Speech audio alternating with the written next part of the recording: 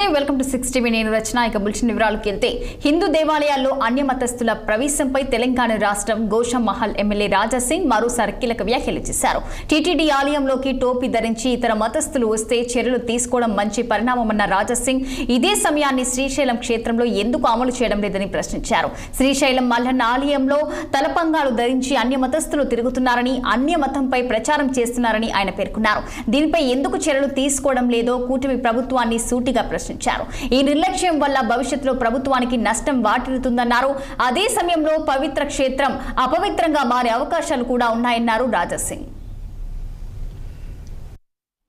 శ్రీశైలం పుణ్యక్షేత్రం నుంచి నాకు ఇవాళ ఒక 2 ఫోటోలు వచ్చినాయి.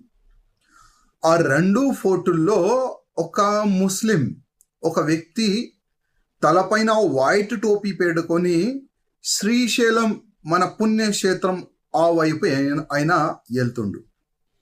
నేను చాలా సంవత్సరాల నుంచి ఒక మాట చెప్తున్నా, మరి ఒక సబ్జెక్ట్ని నేను కోడ్ చేస్తున్నా.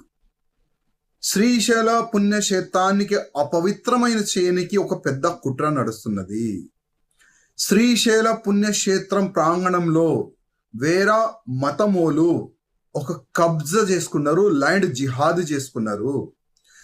ఎందుకు గతంలో ఉన్న గవర్నమెంట్ కానీ ఇప్పుడున్న టీడీపీ మా గవర్నమెంట్ కానీ వాళ్ళకి ఎందుకు అక్కడ నుంచి తీస్తలేరు, ఎందుకు వేరే జగ షిఫ్ట్ చేస్తలేరు? ఇవాళ నేను మా గవర్నమెంట్కి అడుగుతున్నాను. ఎందుకు మా క్షేత్రం ఏరియాలో ఈ మొత్తం మాంసం కానీ ఈ మత్తు కానీ అక్కడ తీసుకొని వచ్చి వాళ్ళు యూజ్ చేస్తున్నారు? మన పుణ్యక్షేత్రం అపవిత్రం అవుతుందా లేదా మీరే చెప్పండి. ఎందుకు కొన్ని ఓట్ల గురించి మన పుణ్యక్షేత్రాన్ని సర్వనాశనం చేస్తున్నారు? ఎందుకు శ్రీశైల పుణ్యక్షేత్రం ప్రాంగణంలో ఉన్న షాపులకి వేరే మతమోలకి ఇస్తున్నారు? అసలు ఎండోమెంట్ లా చట్టం ఏమంటుంది? మీరేం చేస్తున్నారు? ఇవాళ నేను అడుగుతున్నాను. తిరుపతి దేవస్థానం కింద టూల్ గేట్ కాడ ఏదైనా బండి పైన ఏదైనా మన హిందూ ధర్మానికి సంబంధించి ఏదైనా బ్యానర్ పోస్టర్ పేరు ఉంటే కూడా అక్కడ తీసి పైన పంపిస్తారు. మళ్ళీ ఎందుకు శ్రీశైల పుణ్యక్షేత్రంలో ఓపెన్ గా టోపీలు పెట్టుకొని తిరిగితే వాళ్ళపైన ఎందుకు యాక్షన్ తీసుకుంటలేరు?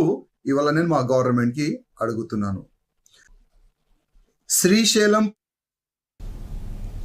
కాళేశ్వరం ప్రాజెక్టుపై